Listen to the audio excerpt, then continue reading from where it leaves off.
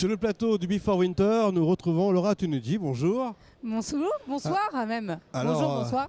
De France Télévisions, vous passez à la Web TV du Before Winter. Ça vous change quand même en termes de dimension, non? Mais c'est bien. Non, mais j'ai l'habitude quand même de switcher de format.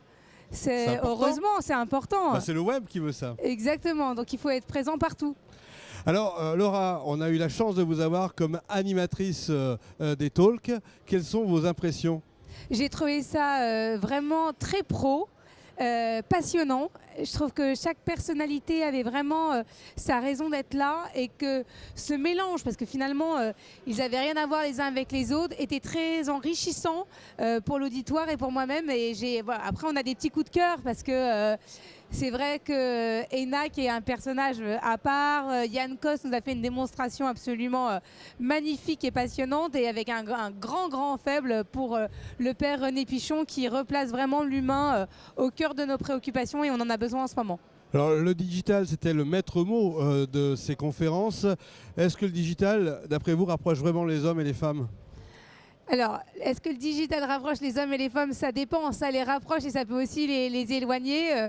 On entendait un des intervenants dire que en fait, finalement, sa maîtresse était son smartphone, ce qui arrive hélas assez souvent. C'est dommage quand même. Donc il faut juste prendre ce qu'il y a de positif, c'est comme dans tout.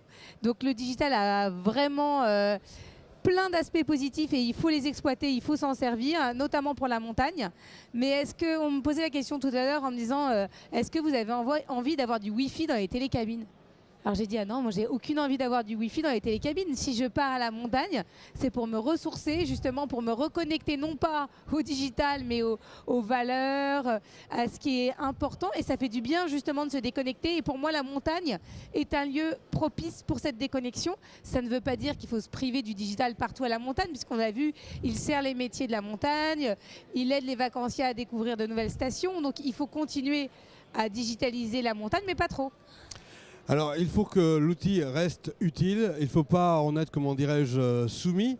C'est tout le problème aujourd'hui de la gestion du temps et puis de ces nouveaux médias qu'on tient au creux de la main. Vous avez vu le web évoluer, parce que ça fait quelques années maintenant que vous êtes, je dirais, la star du web sur Télématin. Qu'est-ce que vous retenez des grandes phases d'évolution?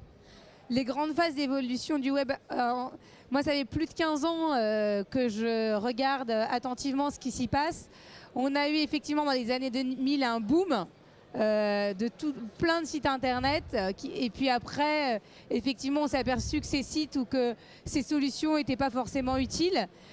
Il y a eu l'arrivée de la vidéo qui a bouleversé en fait notre vision du digital. Aujourd'hui, on n'est plus sur un écran d'ordinateur, on est sur son smartphone. Donc on est ce qu'on appelle des mobinautes. Je pense que ce qu'il faut retenir, c'est que de toute façon, maintenant, le digital fait partie de notre vie. Donc il faut faire avec. Au contraire, il faut en tirer, ce que je vous disais tout à l'heure, les choses les plus positives qui soient, mais tout en ayant une vie à côté. Le digital ne doit être qu'un plus. Si on devait résumer le Before Winter en une phrase, qu'est-ce que vous me diriez? Avant-gardiste. Avant-gardiste. Merci Laura, et à bientôt sur Télématin et sur notre Web TV du Before Winter. Merci beaucoup.